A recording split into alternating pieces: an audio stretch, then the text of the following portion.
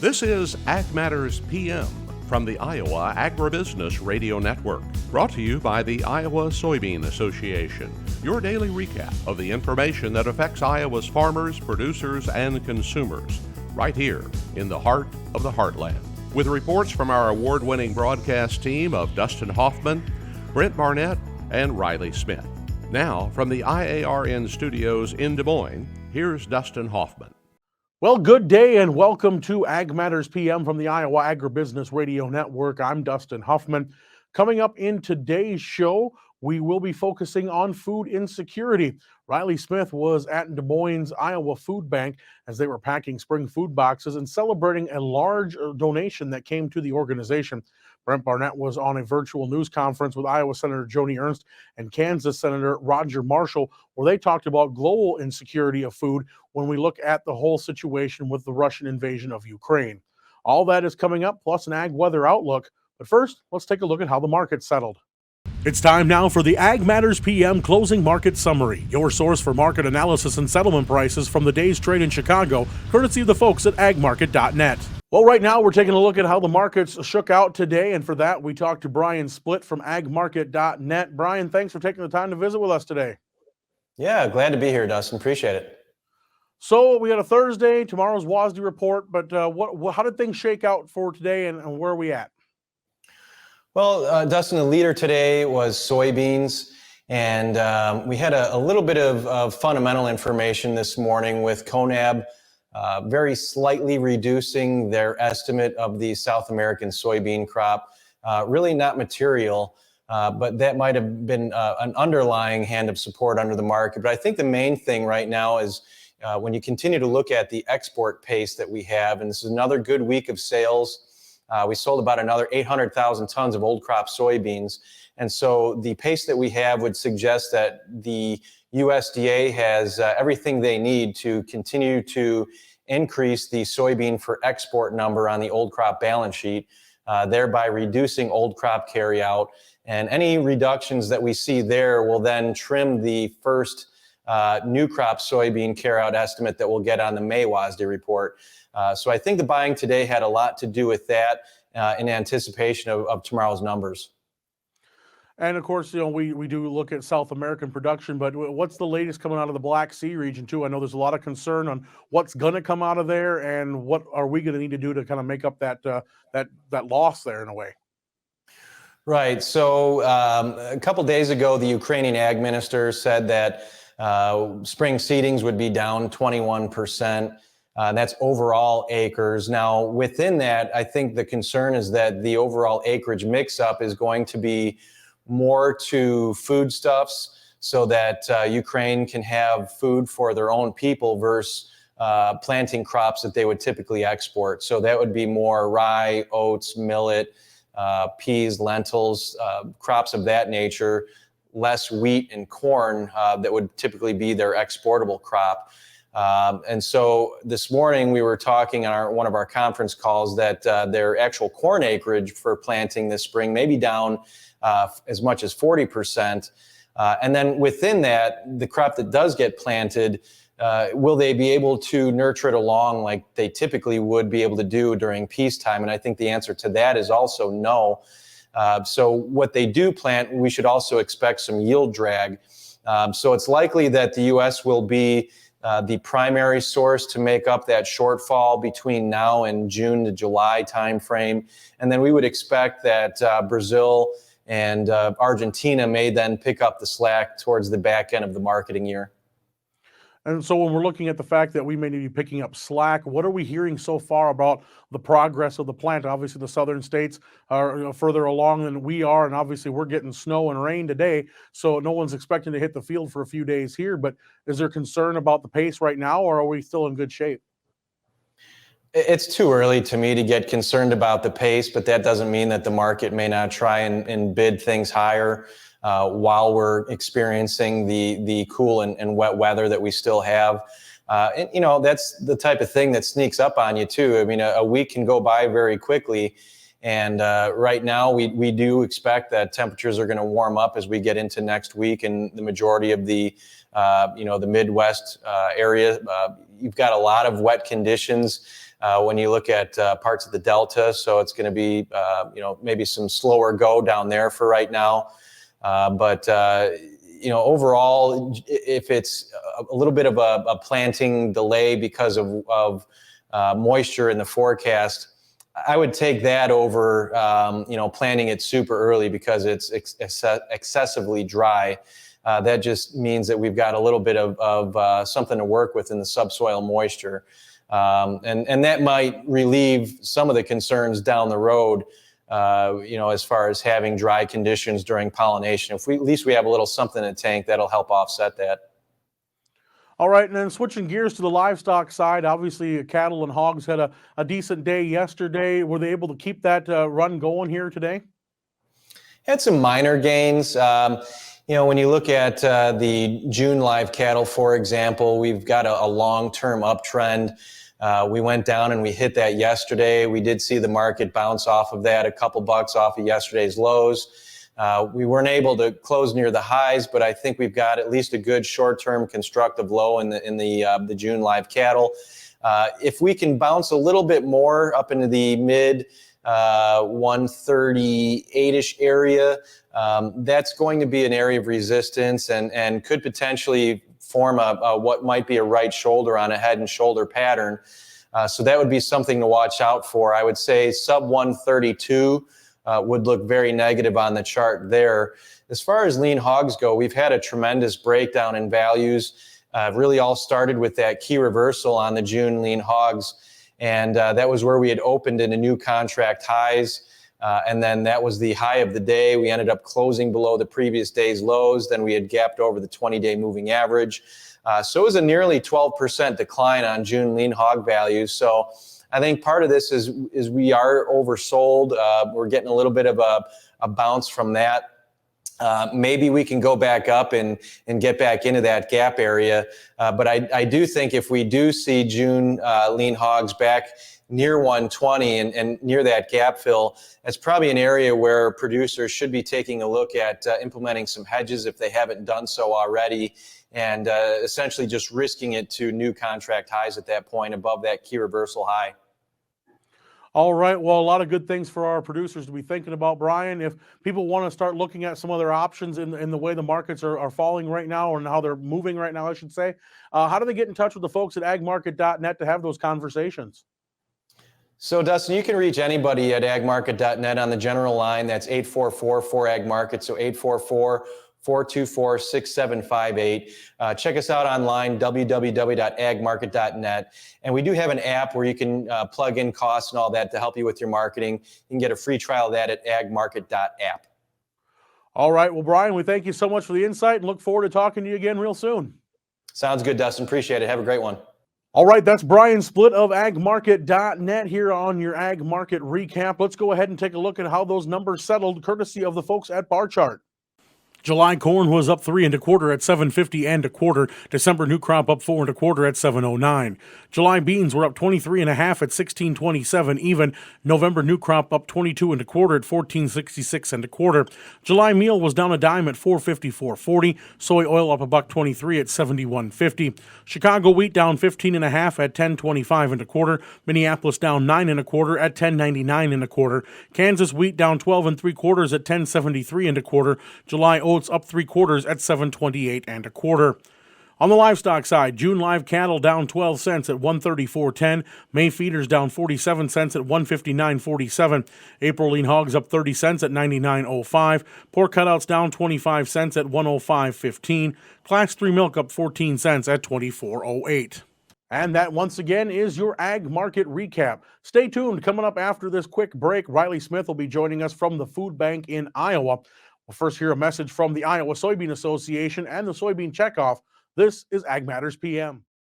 Iowa Soybean Association is driven to deliver for Iowa's 40,000 soybean farmers. We're proud to provide objective agronomic research, a helping hand with soil and water stewardship, and timely industry news powered by the Soybean Checkoff. Learn more at iasoybeans.com.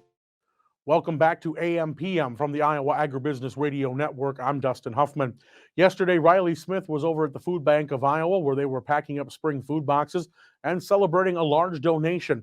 He files this report. The Food Bank of Iowa hosted a group of volunteers on Wednesday to package 2,000 springtime meal boxes. The event was made possible through a $100,000 donation from the Murphy Family Foundation and a partnership with Fairway. While 2,000 meals may sound like a lot of work, the time passed quickly. Music was playing over the speakers, and everyone was obviously having a great time. Emily Toribio, Fairway's Director of Corporate Outreach and Communications, even said that they had an incredibly easy time getting volunteers lined up for the day. As a partner, Fairway made a huge contribution of food for the event. Each meal kit included ham, potatoes, canned fruit, canned green beans, Jell-O, Bisquick, and a box of brownie or cookie mix.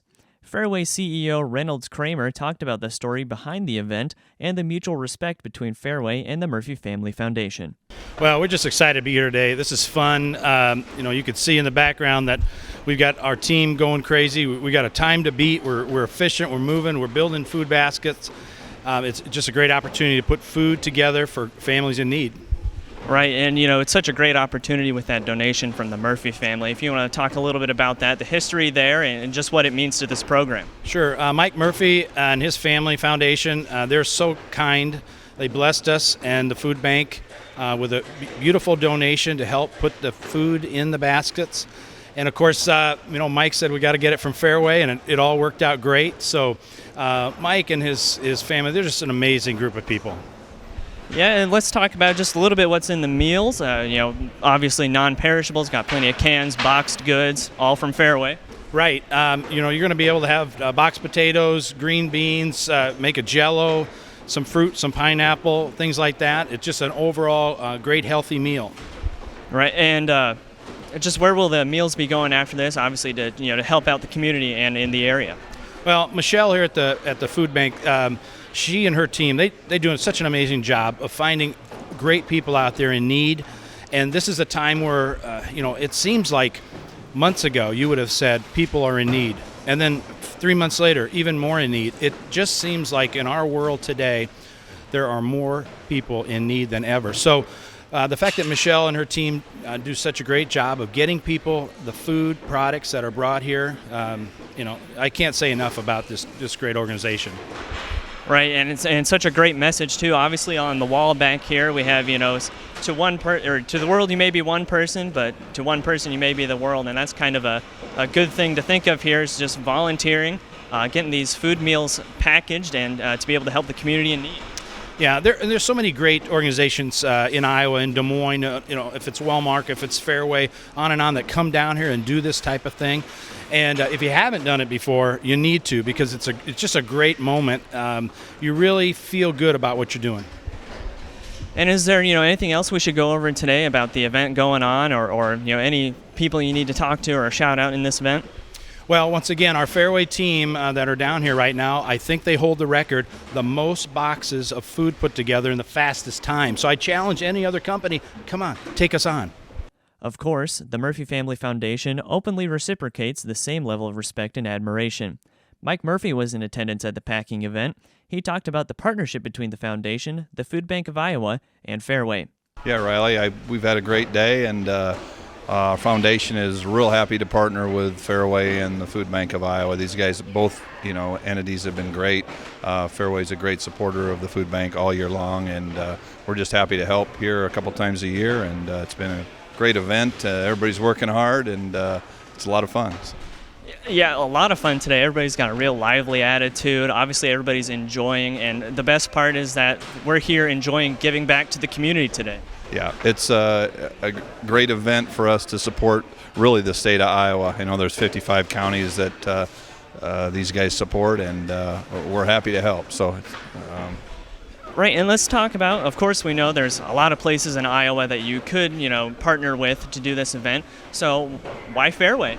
Fairway has been a friend of ours, I guess, and a friend of our foundation, and have been a big help in a lot of events that we've been involved with. They seem to always step up to the plate whenever we need anything from our foundation standpoint. So same thing for the food bank. So they're a great partner. They're all throughout Iowa and Iowa-based, and we love to partner with them. So. Right, I've already talked with Richard Kramer, and it's just obvious from talking to him and the team that they're invested in this and they want to see it do well and give back to the community today. Is there anything else about the event or the donation that you guys make that we should talk about today? No, I think that's, I'm sure Reynolds had pinpointed everything before I did, so we're good. But it's been a lot of fun, and I appreciate having us be here. So. The remaining funds from the Murphy Family Foundation's donation allowed the Food Bank of Iowa to purchase 8 to 12 additional pallets of non-perishables that are already on inventory for their pantry partners in 55 counties around the state. For the Iowa Agribusiness Radio Network, I'm Riley Smith. Thanks, Riley. It's really great to see people and groups coming out and working together for the good of those who are suffering from food insecurity. Now let's go ahead and take a look at the ag weather outlook. Well, cloud cover was as advertised across most of the state here today. We did see some light snow flurries and some rain shower activity in Des Moines. We also see that continuing across most of the state for the next few hours. Let's take a look at what the National Weather Service has in store for us. As you can see, looking at the 24-hour forecast, we saw quite a bit of clouds and that mixture of rain and snow that was varied throughout most of the state, and the temperatures there right around that 40 to 45, maybe some upper 30s here and there scattered throughout the state. Now tonight, rain and snow will be more likely across the state, as we'll see temperatures ranging from about the mid to upper 20s to the low 30s, right around that freezing point. But now after midnight, we should start to see that diminish, especially in the western and central parts of the state. The east may still be hanging on to some of that for tomorrow. In fact, as we can look at tomorrow, sunshine's going to start peeking through here in that western part of the state. Snow and rain may continue. Again, it's going to be diminishing slowly across the state throughout the day, but highs are going to mainly stay right there in the 40s. And as we look at the affiliate weather map here for today, as you can see, that sunshine is going to start to poke through in Shenandoah and around Des Moines. We're going to see those highs will be in the mid to upper 40s. Now, as you look to the northwest in Cherokee, they're going to see just a little more cloud cover, but that sun will start to poke through, and they'll also be around 44 degrees. Albia will still see some cloud cover and maybe just a chance of some rain lingering on for the rest of the day, and highs of about 43. Now, Waterloo and Clinton both looking to be about the same in that east central and northeastern part of the state, where we're looking at around 40 degrees for highs with a mixture of rain and snow that will taper off throughout most of the day. For more detailed forecasts in your area, tune into your local Iowa Agribusiness Radio Network affiliate. That's been a check of your ag weather outlook. When we come back after this short break, Brent Barnett was on a virtual news conference with Iowa Senator Joni Ernst. This is Ag Matters PM. As we approach planting season, make sure you stay safe and share the road with your local farmers. Slow-moving tractors with large planters occupy a lot of space on the road, so stay patient and follow at a distance of around 50 feet. You should never, ever try to pass them at a bridge, intersection, hill, or curve. It's far better than putting yourself or someone else at risk. So please, stay safe and remember to tip your hat to your local farmer this planting season. This message was brought to you by your friends at the Iowa Agribusiness Radio Network. Welcome back to AMPM from the Iowa Agribusiness Radio Network. I'm Dustin Huffman. Yesterday, Brent Barnett was on a virtual news conference with Iowa Senator Joni Ernst and Kansas Senator Roger Marshall. They were talking about the future of global food insecurity, especially in the wake of the Russian invasion of Ukraine. Thanks, Dustin. Senators Ernst and Marshall both made one thing clear on Wednesday. If the war in Ukraine doesn't end soon, food insecurity will be the next global pandemic. This is day number 42 of Putin's unprovoked war that caused unspeakable suffering in Ukraine. And it's brewing a perfect storm in the Black Sea. If this war doesn't end soon, we'll reach a point of no return. And food insecurity will engulf the globe.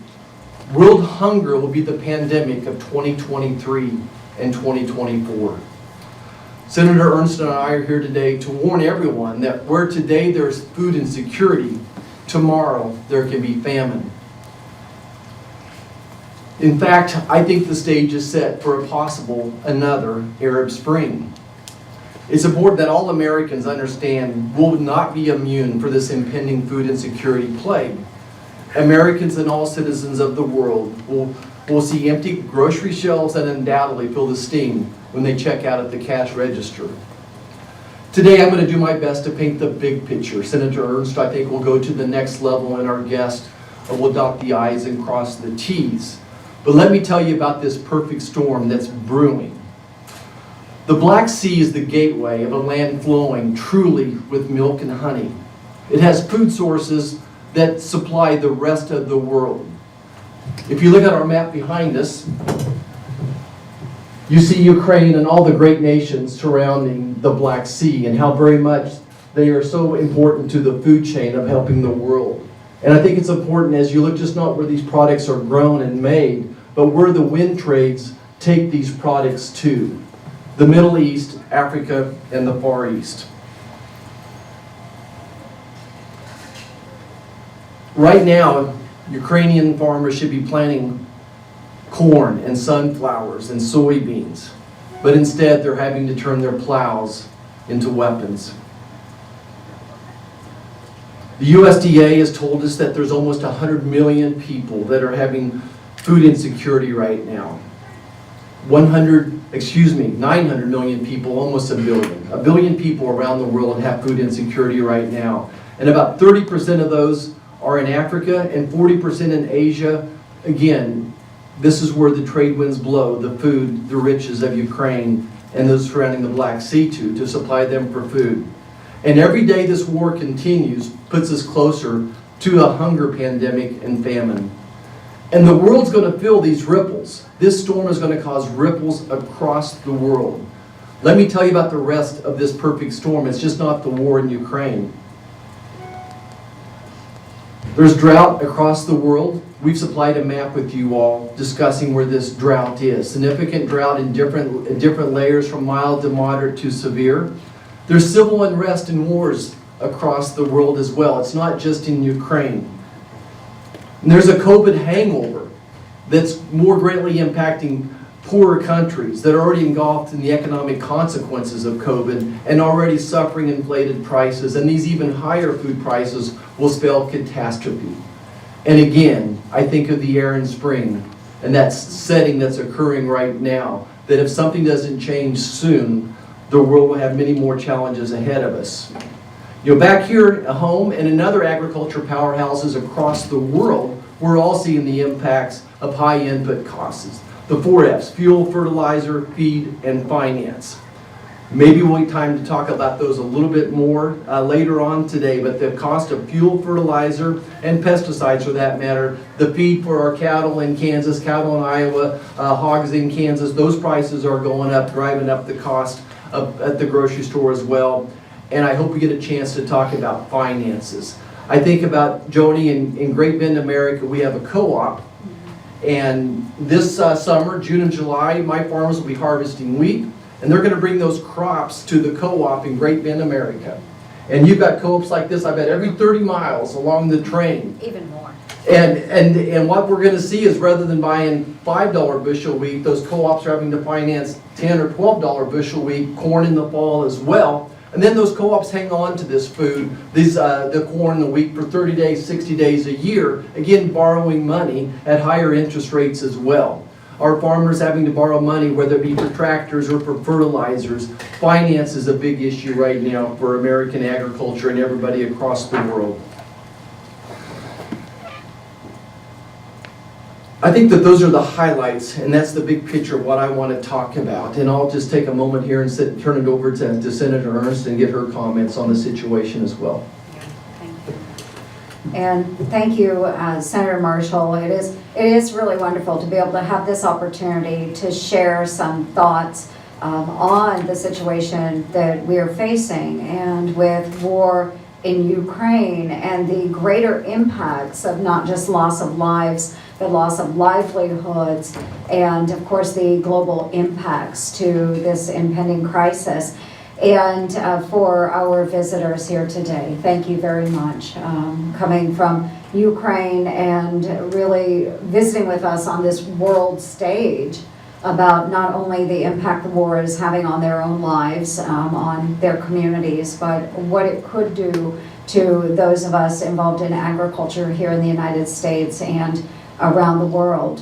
So just a quick overview. There are about 400 million people, including the Middle East and Africa, that are dependent upon Ukraine and Russia for their food. At least 14 African countries import half of their wheat, including Egypt, the world's largest wheat importer from Ukraine and Russia. Russia has effectively shut down the Black Sea for exports because no carriers will take the risk of shipping in an active war where multiple cargo ships have been damaged by missiles. Ukraine's railways are struggling. They have a backlog on the country's western border as traders are looking for alternative routes for their exports. During this planting season, production will drop about 40 to 45% in Ukraine due to the availability of fertilizer, pesticides, and diesel fuel, something that's not talked about often enough, because that diesel fuel is being used by their military right now to fight the war. Russia is using food as what we call a quiet weapon, and they are targeting agriculture. The high fertilizer prices and shortages will have a very hard impact on developing countries where farmers can't afford it and will have reduced yields. Their cash-strapped governments will be forced to import large quantities of staple crops. The World Food Program Executive Director David Beasley says the impact is like nothing since World War II. And this is what struck me, this quote. And he said he's having to take food from people who are hungry and give it to those that are starving. That means we're facing very dire circumstances. The best and quickest way to address the food security crisis is for Ukraine to win the war. That is an absolute must. And they can win. And I know they can win. These women that are here with us today know they can win if the United States and if NATO properly equips them to win the war. So again, I want to thank our guests, and Senator Marshall, thank you for convening this forum today. I'm just going to say one final thing, that in 1989, I had a small role in an agricultural exchange that took me into Ukraine. And the family that I stayed with on that collective farm that engaged in farming activities, that family opened not only their home, but their hearts to me and the other Iowa students that were visiting. And they were a freedom-loving people then, and we know that they are freedom-loving people today. So I wish my best to my friends in Ukraine, and that we are able, Roger, to do everything we can to assist them in winning this war. Thank you. Thank you. Again, that was Senators Joni Ernst and Roger Marshall. You can read more about this story by visiting the news tab at our website, iowaagnet.com. For the Iowa Agribusiness Radio Network, I'm Brent Barnett. And thanks for that report, Brent. And just like that, we're at the end of another episode of Ag Matters PM. You can find all our content online at iowaagnet.com. You can also follow us on social media through Facebook, Twitter, LinkedIn, and Instagram. You can find all of our video projects as well as previous episodes of AMPM through our YouTube channel. Don't forget to also be watching for our twice daily free market podcasts. They come out on Google, Apple, Amazon, Spotify, and Podbean. From the IARN studios in Des Moines, I'm Dustin Huffman. For Brent Barnett and Riley Smith, we thank you for watching. This is Ag Matters PM.